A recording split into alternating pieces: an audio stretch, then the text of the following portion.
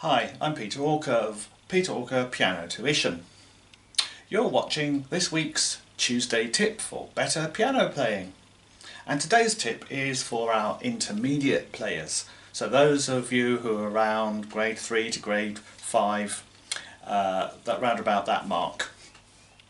We're going to be taking a look at one of the most important aspects of piano playing, legato playing. That is, playing smoothly and achieving that lovely singing tone that so much piano music demands.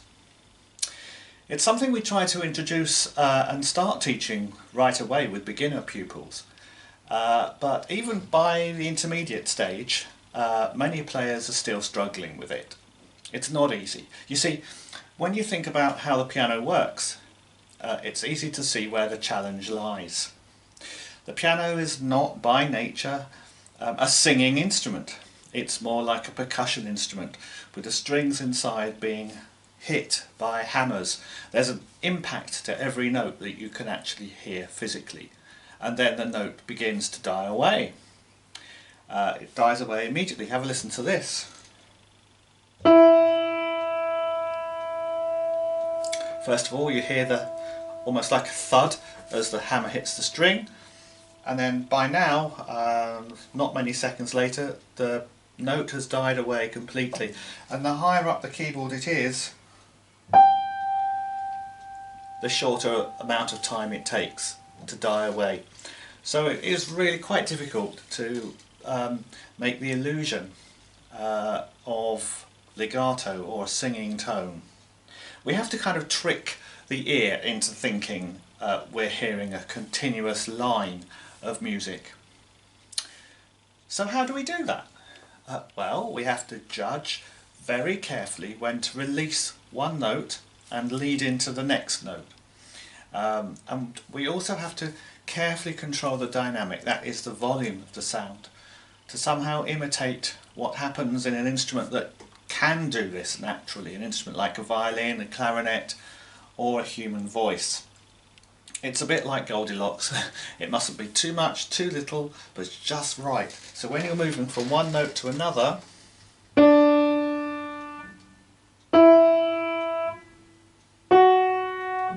you can see I'm leaving gaps between the notes. But if I go to the other extreme,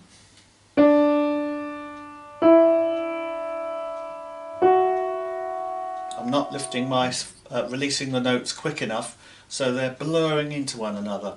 So we have to listen very carefully to ourselves and make sure that we just transfer the weight from one note to the other so carefully that there's no join, but on the other hand there's no blurring either, like this.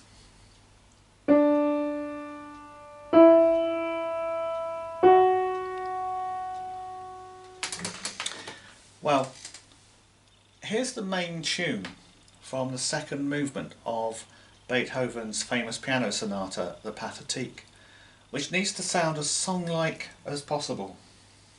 The main melody goes like this.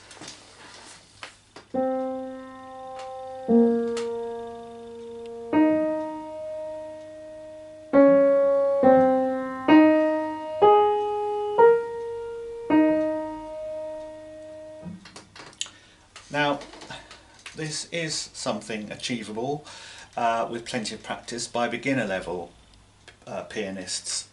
But what challenges us at intermediate level and above is what else goes on in the music. You see, at the same time as that melody is happening, in the left hand there's a bass line which does this.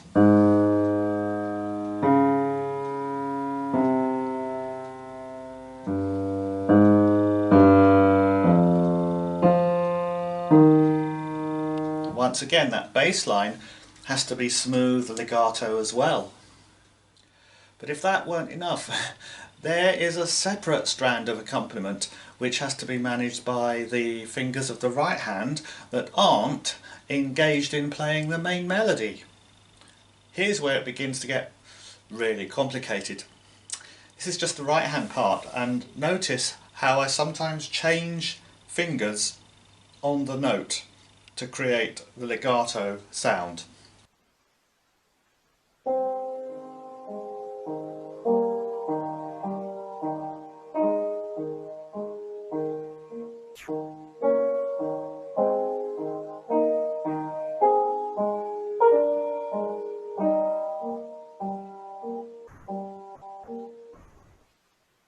So what's my tip for tackling something like this? Well, it's really all about finger independence and, as always, careful listening. And to prepare for this, I can recommend a little exercise in part playing in Czerny, Opus 261, where, as you'll see, you can practice holding notes on with one finger whilst playing other notes underneath it with the other finger. So if you just start off with the right hand,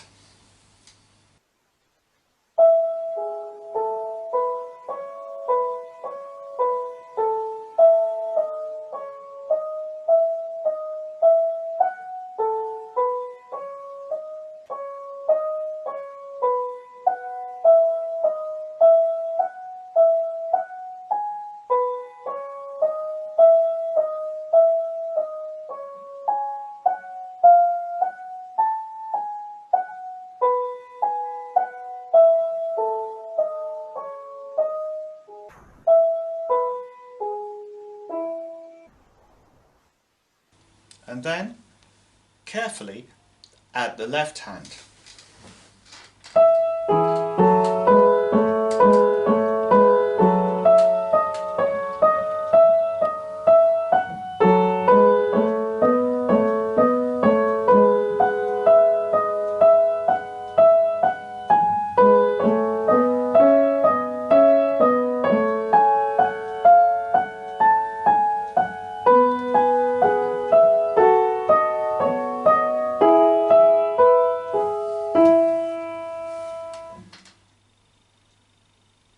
Those Czerny exercises are quite easy to find on IMSLP, by the way. So going back to Beethoven, start off by practicing the right hand by itself and use a more delicate touch for the fingers playing the underneath notes so that the main melody is well defined above it. And when you're happy with that, add the left hand for the bass part like this.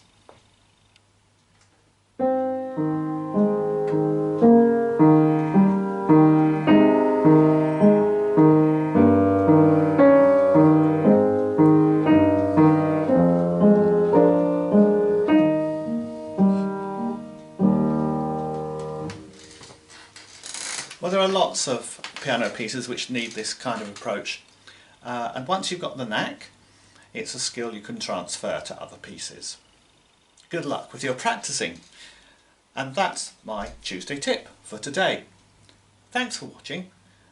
Please give me a like and a share, and I hope you'll look out for my next A to Z of piano composers and pianists, which will be coming out soon. In the meantime, if you want to know more about online piano lessons with me, you can book right here on Facebook page, or if you're watching on YouTube, just go to peterorker.net, where you'll find all the information you'll need. Until next time, bye for now.